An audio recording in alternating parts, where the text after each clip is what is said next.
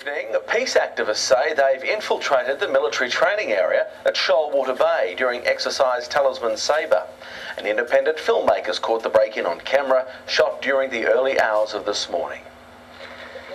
Caught on tape in the early hours of this morning, these images show peace activists entering bushland. This sign marking the area as a restricted military zone. Independent filmmaker David Bradbury was there. He says the images prove activists have infiltrated exercise Talisman Sabre. And at first light went through from the forest and entered into the military training area, and their determination is to stay there as long as they can. Among the protesters, this 66-year-old grandmother identified as June Norman. I feel they're upping the ante with these war games, and I feel I have to up the ante in my protest. A short time later, a second cameraman filmed these protesters at a second undisclosed location.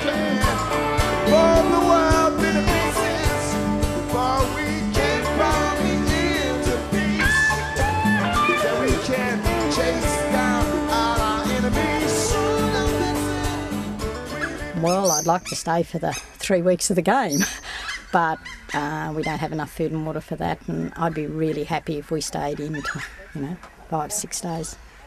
There's the war and the killing in Iraq. I can't sit back and let all of these innocent children and people be devastated by the US military and also the Australian.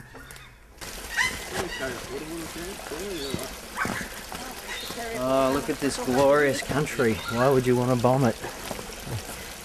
It's worth it. I mean, look at this country. It's hard to imagine, you think you have a defence force to protect a place like this. It's hard to imagine that we're going to have 20,000 odd troops, apparently our own, blowing the crap out of it. Such a beautiful place, it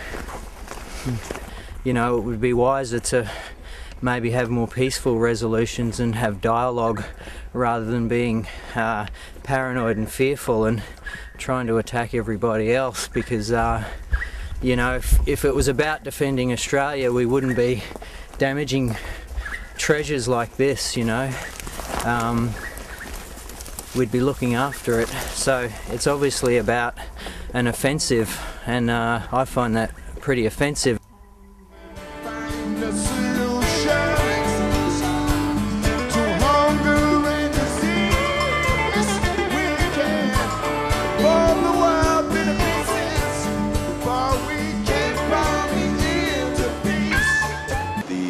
Occupation and the hostile takeover of Iraq was something that was wrong and ill-conceived in the first place, and that the U.S. forces should withdraw immediately and should hand over the nation of Iraq to the Iraqi people.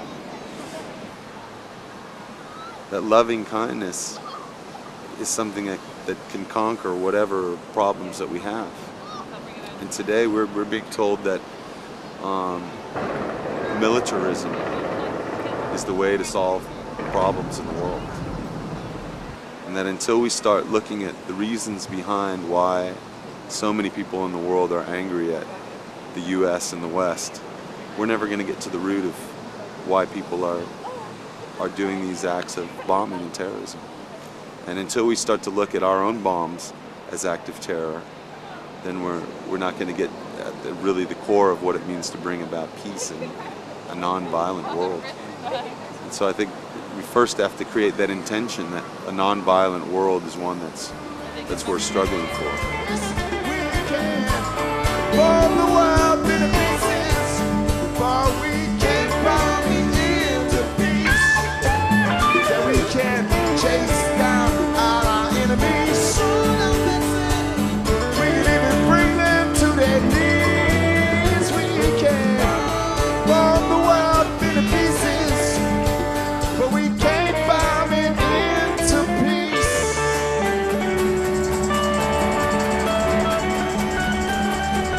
Power to the peaceful.